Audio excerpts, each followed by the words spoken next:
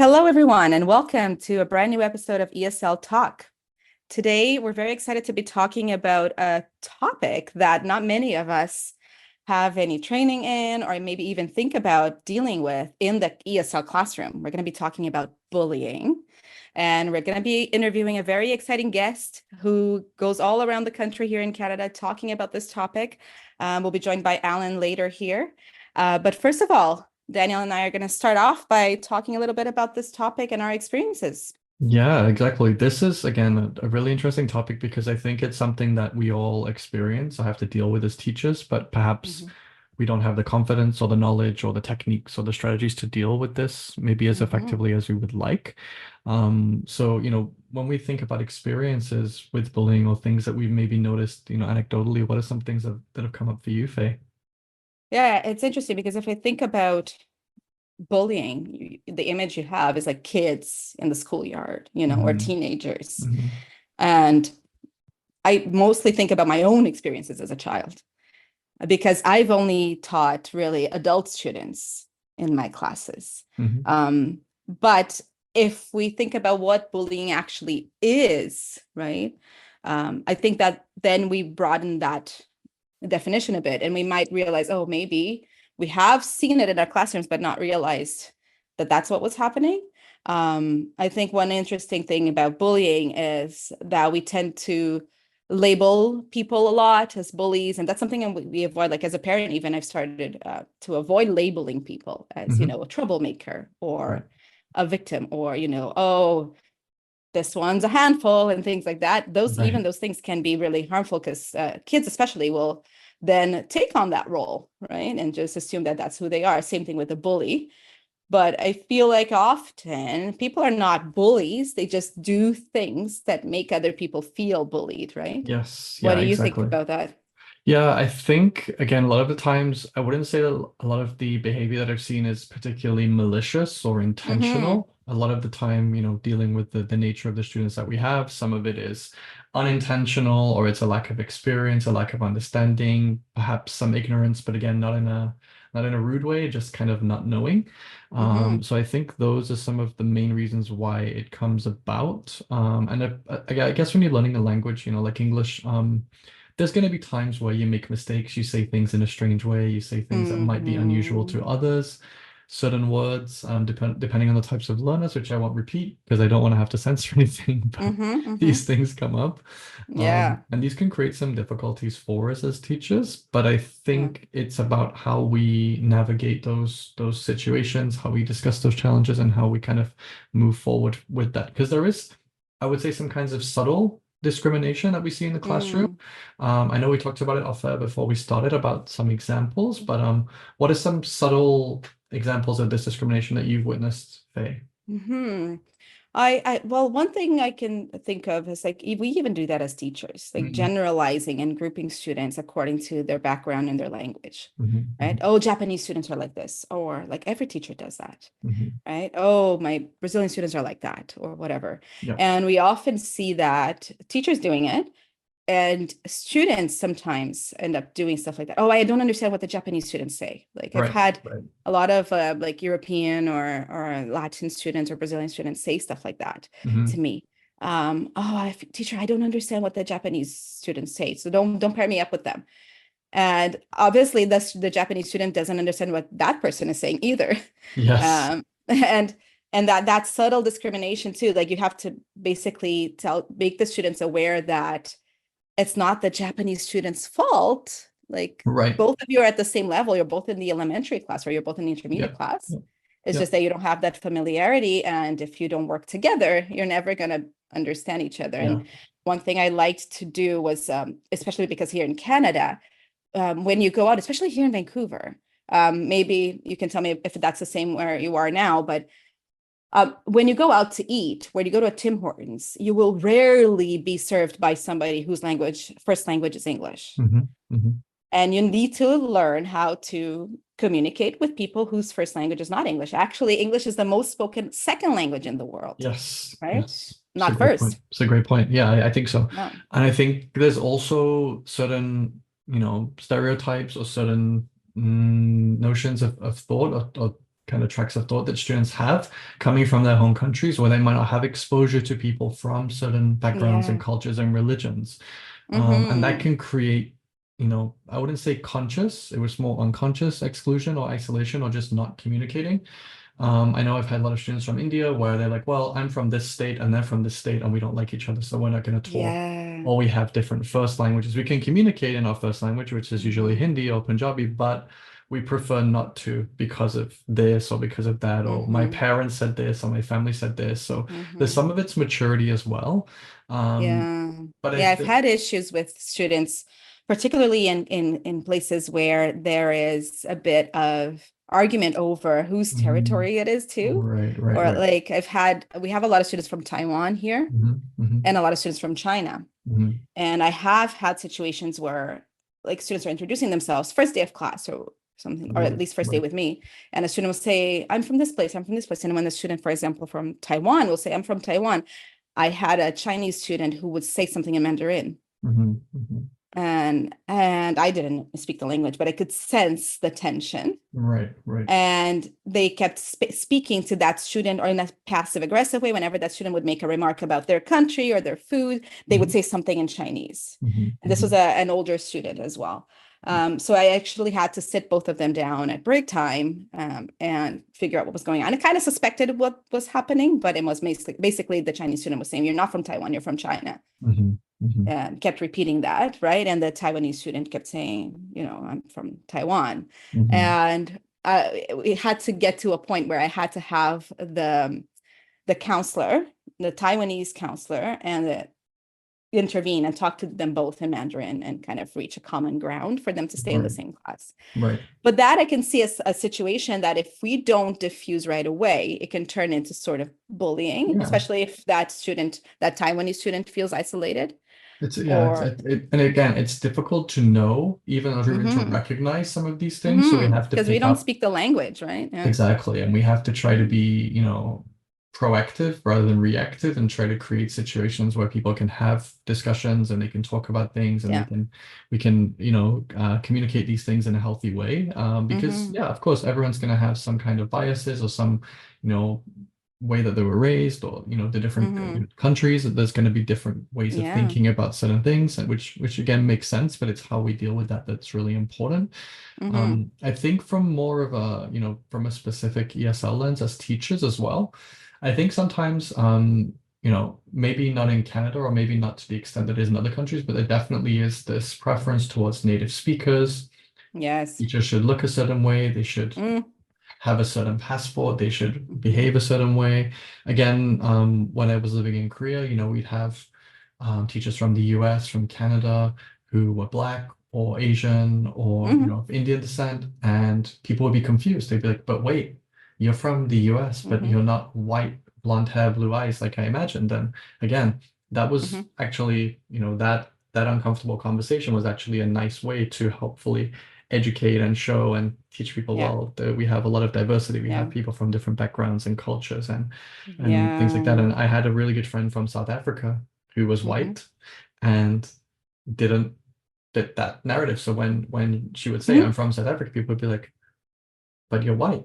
Like, Yeah. yeah, Yeah. it's That happened to me in Germany a lot. right, right. When I would tell people I was Brazilian, like, Hmm. but you don't look Brazilian. I'm like, But I am. actually I do. Most people where I'm from look just like Yeah, me. And exactly. I literally had to show my passport once Yeah. to prove it. But yeah, I definitely and the thing is with what I find so sad in that situation is, for example, I'm not a native speaker, Hmm. but I quote unquote look native. Right. Exactly. Right. Yes. And Yes. I worked in a school before where I had a student demanding a native teacher, a Canadian, sorry, not native, a Canadian teacher. And I'm Hmm. not Canadian technically, right? I wasn't born here. I have my citizenship, but Right. and the interesting thing is that at the time, my boss was Canadian, Chinese Canadian. She was born in Canada. Hmm. But she was trying to look for the Canadian teacher that student wanted. And when I suggested another teacher who was born here, one of the few ones we had, but was Japanese Canadian, Hmm. they just said, no, no, no, no, not her. Why don't you teach it? She said it to me. And I'm like, What? But I'm not Canadian because Right. I kind of knew where they were going with this, right? Yes, of course, of He course. is, I'm not. And Hmm. then I basically had to have I made them admit that what they actually were looking for was a white teacher. And that, to me, that kind of discrimination is really hard for you to, as a teacher, go into the classroom knowing that those students might be second guessing your Hmm. ability as a teacher just because of the way you look, right? 100%. Yeah, And exactly. so bullying, not, I wouldn't say bullying, but this discrimination definitely happens Yeah, as a teacher. it's definitely not just one way. It can Yeah, happen on both sides depending on the market you're in, and yeah, teaching online as well. A lot of people are yeah. discriminated against just because of the way they look or their passport, that kind of thing. So it Mm-hmm, can be really, mm-hmm, really tricky. And another thing I think that we sometimes don't always think about as teachers is how we use language, like tone and being mm-hmm. literal and things like Yeah, this. So there's a yeah. lot of examples of certain, Sarcasm. yeah, Mm-hmm, sarcasm, exactly. Certain idiomatic language and idiomatic phrases that you might use where people just mm-hmm, might be really confused. mm-hmm.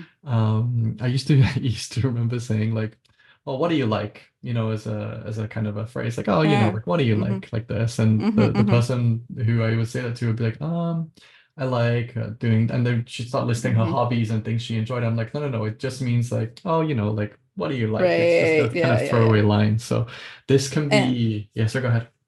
no, you just reminded me of how also English has evolved so much lately. But a Right. lot of our students learned really old English with like Yes. older materials, and they Yes. come here and then they're using either outdated expressions because that's what they learned, Mhm. or because they're translating. A lot of my Brazilian students sometimes use the word Oriental to talk about Asian students, Mhm. right? And you have to kind of explain it to them that that's not appropriate. But in Portuguese, that's okay. That's the word that is Mhm. used. Mhm. Yeah. Or even like at the N word Right. to talk about Exactly.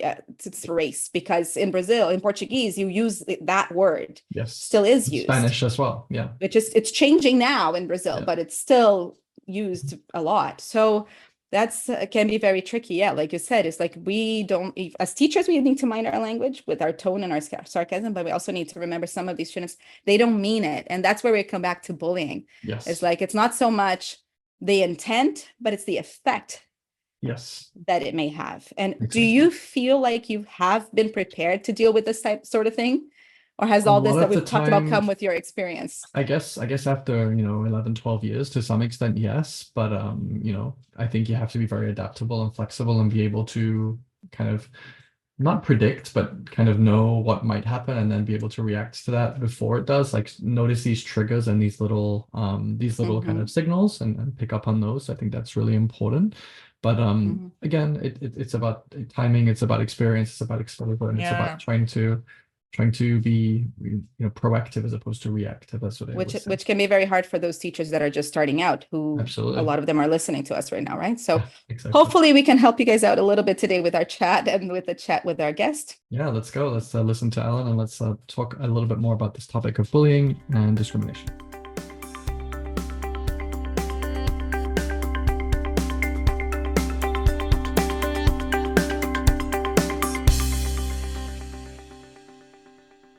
So hello, Ellen, or Alan in English. So glad to have you here with us. Thank you so much for inviting me. Well, we're very excited to talk about this topic because it is something that it's not necessarily ESL related, but teaching related, and so Mhm. applicable to every teaching scenario and everyone dealing with all ages, I'd say. So first of all, could you tell us a little bit about your background and how you got involved in this issue of bullying and talking about this? From a very young age, I think I wanted to do something in the shorter or larger form of public speaking. I didn't know it was called public speaking. I didn't know you can make a living out of it. But at a very young age, I thought making oral presentations in schools for me felt magic. It wasn't, it didn't, the emotion wasn't the same for everybody, but to me, Mhm. I had a lot of fun doing it. And I was approached by a school to say, hey, we need to do a conference on anti-bullying. Would you like to write one? And I said yes, not knowing what I was about to get myself into, right? And with no background, no nothing, I wrote something. and one school really enjoyed it. So when one school likes it, a board kind of hears from it, and when a board hears from it, other schools from other board hears from it, and 15 years later, you're across the country in both languages, and you've diversed your speech into 7 different age groups or 7 different ways. So I just fell into it by accident. Somebody gave me an opportunity, I took it, and whoops, here There we I am. go. Awesome. That's great. Great. Resonates with a lot of our listeners, a lot of teachers or professionals. They just also fell into it, or an opportunity came up and they made the most of it. So I'm sure We that talked they'll, about it on our last episode, or 2 yes, episodes ago, about not closing any doors and keeping, exactly. yourself open to opportunities. And so this is a great lesson today. Yes. When people go in university, we kind of think, well, I'm gonna go in university, I'm gonna enroll into a project or a bachelor or a certain type of, and I'm gonna end up with a job. And well, sometimes when you go into nursing or education, it kind of, you find your way into the larger spectrum of you know the thing that you've chosen. But a lot of diplomas, you kind of end up with, well, I don't really know what I want to do with this bachelor, right? So I do have a couple of diplomas, but they're in a banana box downstairs collecting dust. They don't do Familiar anything. story. It's a familiar story. I can definitely resonate with Yeah, that for sure. yeah, me too. So this conference you created, the cost of silence. Again, I've looked on the website and there's a really great video of kind of the highlights of it, which is awesome. We'll leave the link for everyone to check out as well. What inspired you to kind of go down this line of the cost of silence, and kind of what were the motivations behind that specific kind of angle of All anti-bullying? right. Well, I think the reason why I get the privilege to do this full time is that my approach is not theory. Meaning, if teachers, whenever they go to university, they teach them how to bring a kid from point A to point B, and I don't have that knowledge, right? I did study some education class, but I'm not a teacher, Right. and that approach kind of like do something without no. There's a book that I read a long time ago. It's called Aim and Then Shoot, and then try something and then see what sticks and what doesn't, and just try it out. And when you don't have any knowledge, you just approach it the best you can. And the way I did it is, I there's 2 parts of the speech. The first one is a monologue. This is where I tell the story of this kid who's being faced with different situations that could be defined as bullying, but I'm not telling the story as if I'm reading the story out of a book. I'm telling the story as if I'm the kid, and that creates like that me that takes the veil out, meaning I can tell the story and make you see or feel exactly what a victim could feel if ever they've been through. Obviously, if you see a kid that's being laughed at in the schoolyard, they're probably not gonna burst out loud with anger, but they're maybe gonna shelf up, or they're going to have a body. They're going to tell you what they're feeling, but it's not exactly what they're feeling, right? So when we talk about empathy and sympathy, the first step is to being able to read an emotion on someone else's face. And I kind of realized that my face moves a lot, and I can take, like I said, those barrier outs, and I can make the audience at least read it, if not feel it, right? And the second part, once I've shown you or make you felt the emotional process, I'll divide the speech into different actors, and I speak about this in my speech, small conferences. There's the bully, the victim, the bystander, the parents and teachers. And as long as all those different actors have one same definition, nobody's gonna see bullying the same way. We need to redefine bullying into those different actors, because a bully's gonna say, if I have, and first and foremost, when I say bully, I when I speak to kids or adults, I don't try to target one kid and say, hey, you're a bully. There's a big difference between a kid and the actions of what they said or did, right? So we need to separate these. So for the sake of this conversation, we call them authors. the author of a gesture that could be defined as Mm, bullying, right? So for the sake of this conversation, I'll call them authors because I don't want to say, hey, this kid's a victim, this kid's a bully, right? I kind of don't like that kind of mm-hmm, etiquette them. Um, so when an author does something, they say, hey, why did you say that? That was so mean. They'll say, well, that was just a joke. And we need to realize that they're right. They thought it was funny. And at a mm, certain point, wherever you are in your development, you think, feel, understand that if you say or do something and you laugh, everybody else that heard or saw or received the joke is going to feel the exact same thing you are. And when you kind mm-hmm, of undo those barriers and redefine bullying in those actors, now we can see the proper steps in which we need to take as a victim, as a bystander, as a parent, for us to mm-hmm, take part of the solution, right? It's not one solution, is a solution divided into different actors. So the problem mm-hmm. is being looked at by different actors. The definition we needs to be redefined 5 different ways, and the solution needs to be defined 5 different ways. I really like that because, yeah, like you said, it's so easy to just pin one kid as the villain. And then as soon as we label that kid as a bully, they Exactly. will believe they are a bully too, and they will forever Well, be a bully. at first they're not going to understand that. They're saying, well, Yeah, I didn't do anything wrong, and they're yeah, going to have, they're going to butt heads with the teachers and the yeah, principals, and they're going to go home and they're going to say that mom and dad, their version of the victims, Yeah, because yeah, they're going yeah. to see themselves as a victim. Everybody's on my yeah, case, they're never leaving me alone. And what do you do as a parent? Well, you believe your kid. yeah. Well, Of the course. big bad teachers, you're going to go up to the schools, and the kid's going Hmm. to feel like he's got two bodyguards, or you know Yeah. gorillas. Back at, they know me, their mom and dad, they raised me, they Hmm. know exactly who I really am, not these teachers. So we have this big pile of pupuri on Right. Yeah. this. Yeah. I can't believe I said that. There's a big pile of different understanding on Yeah. different angles, and everybody's right and everybody's wrong Yeah. at the same time. Yeah. Oh, I really like that. I hadn't thought of it in that way. Now, when it comes to the different groups of learners, and now we're focusing more specifically on learners learning languages, right? Yeah, How can you see this manifesting itself, these bullying actions rather than the bullies themselves, right? So let's call them these yeah, actions. yeah, yeah, yeah. Well, Hmm. it manifests different ways as we grow. Like the bullying starts somewhere between 3 and 4 years old. And it starts off, let's say I'm playing with a ball, and a kid comes to me and says, hey, Alain, can I play with the ball? I say, no, I want to play with the ball. I'm enjoying myself.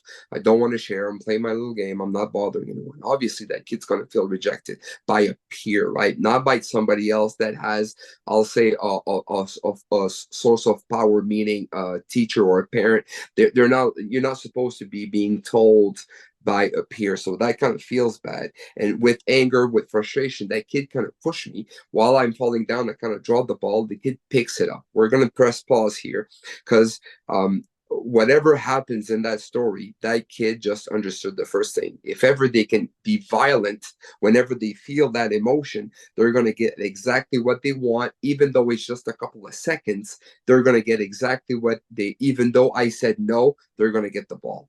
Obviously that kid's gonna, you can't push your friend, so he's gonna get, brought in different ways. He's gonna be explained that you can't push and whatnot.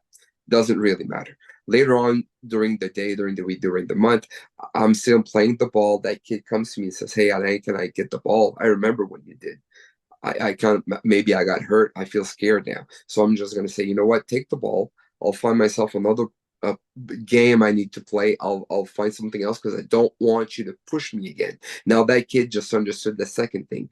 If ever they can have somebody fear me, I'm going to have power over them. So they're not going to say no. I'm not going to get rejected. And I don't need to be violent. So the teacher's not going to see. So I'm not going to get in trouble. If I don't get in trouble, my actions are good because I didn't get in trouble. Mhm. So you're bypassing the rejection and you're going straight to confidence. So we all want to see ourselves as a confident person, but that's how it kind of enrolls when you're a kid.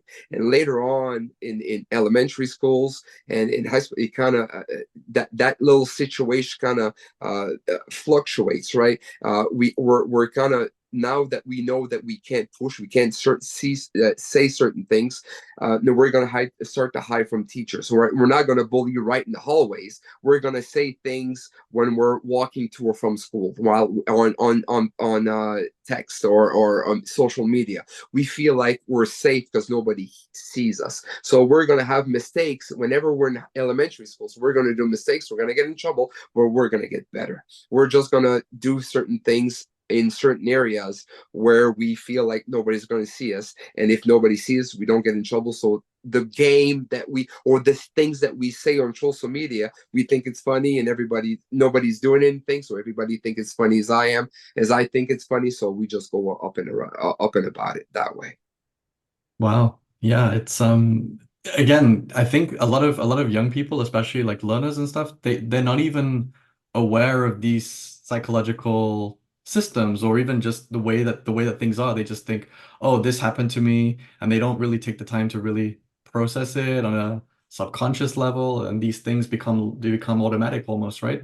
Well, it's kind of hard because whenever people call it emotional intelligence, I kind of I don't like the word emotional intelligence. I kind of like emotional introspection, right? Right. We need to realize that I have an emotion going through me, and I if I can give it a name and understand why I'm feeling it, that's the process. So it's kind of like if I'm looking in towards my emotions, and when we're growing, a friend of mine who's a psychologist explained to me that our brain is like a mall, and there's sometimes when you go into a mall and it's growing, we need to close certain stores in order to make them better, right? But sometimes it's closed for several months, sometimes it's closed for several years. We see that in high schools, usually around 13, 14 years old.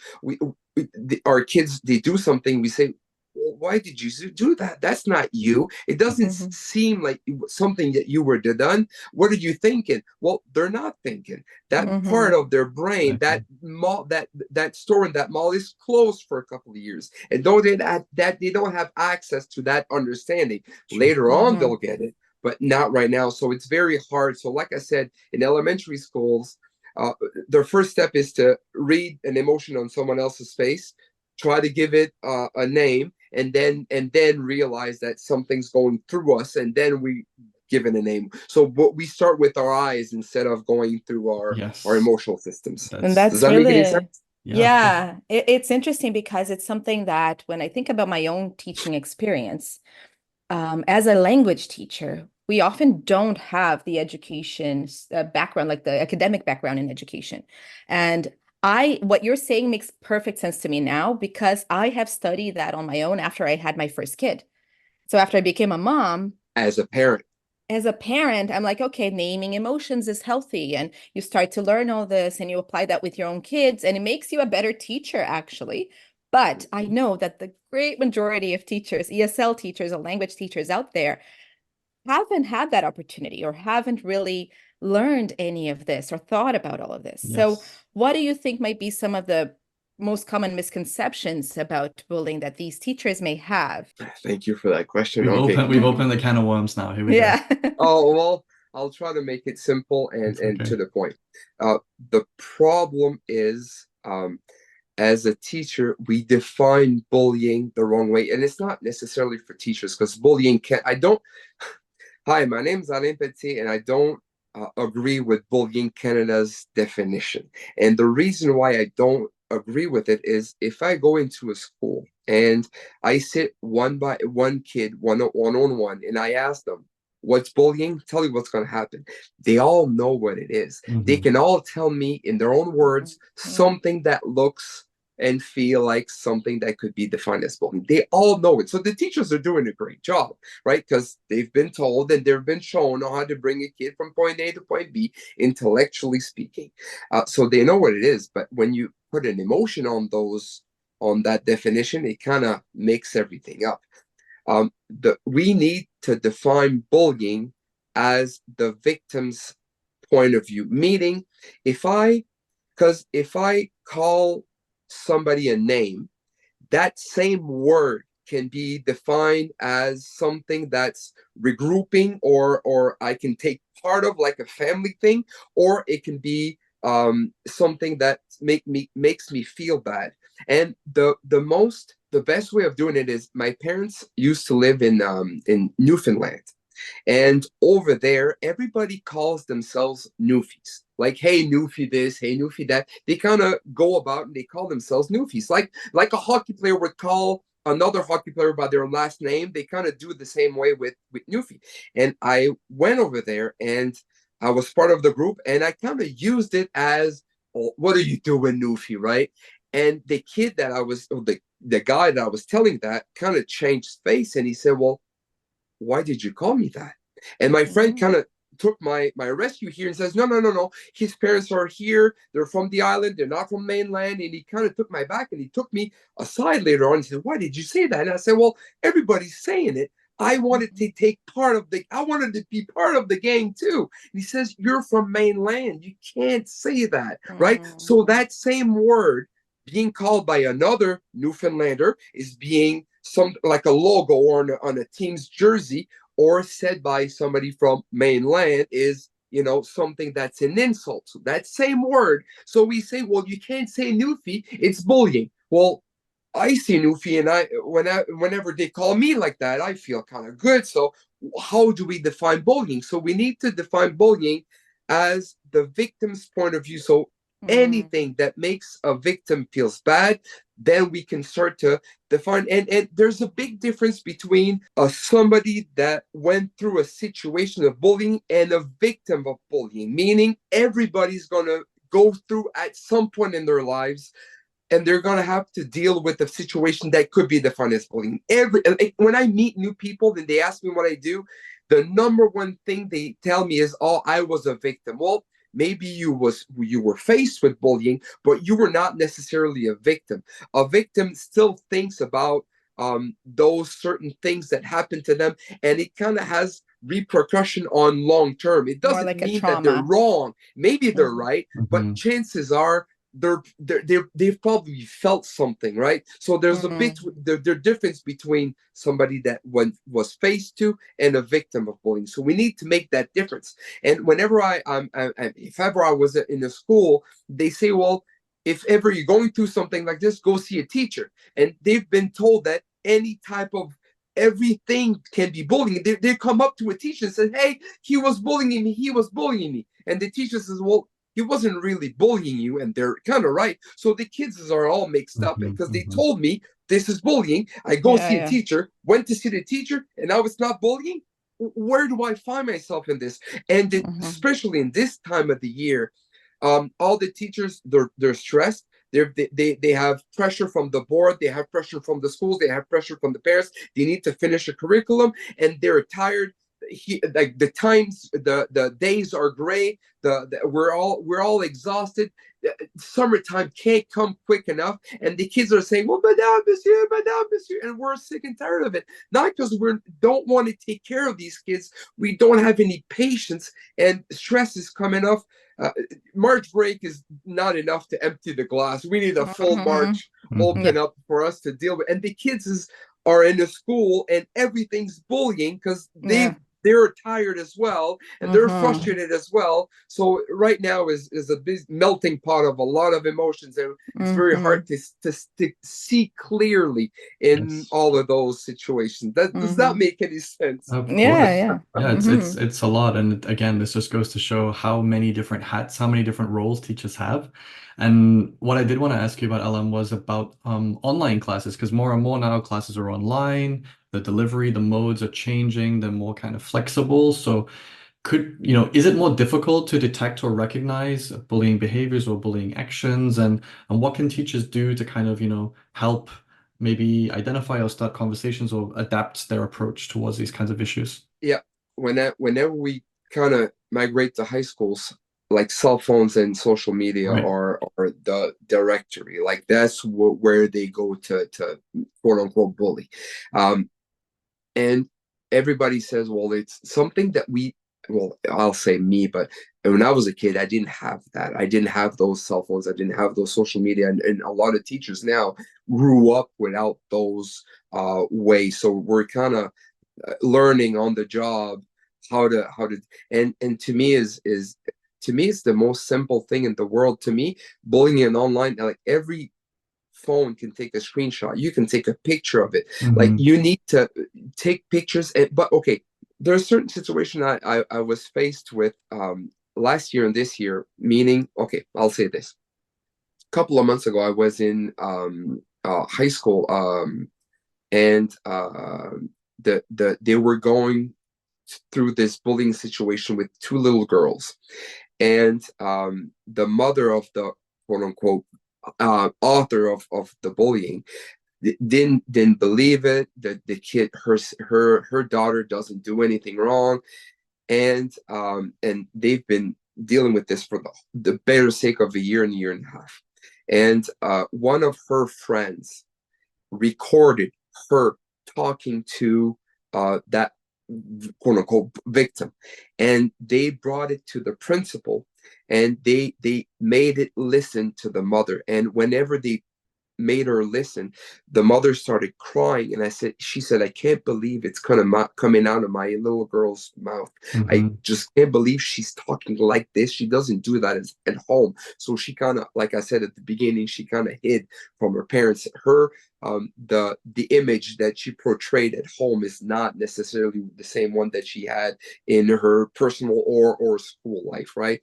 And she kind of had that, she couldn't say, no, my kid doesn't do that anymore. So if ever a bystander films or take pictures or records something and they don't do anything, or they put it online, they're taking part of the process, in they're making the victims. But Mm-hmm. if ever a bystander records and they bring it to the principal, now there's a Mm-hmm. difference between an active bystander and a passive bystander. And if Mm-hmm. you're passive, you're encouraging the bully, not necessarily encouraging the bully, because the person doing those actions are saying, well, nobody's doing anything.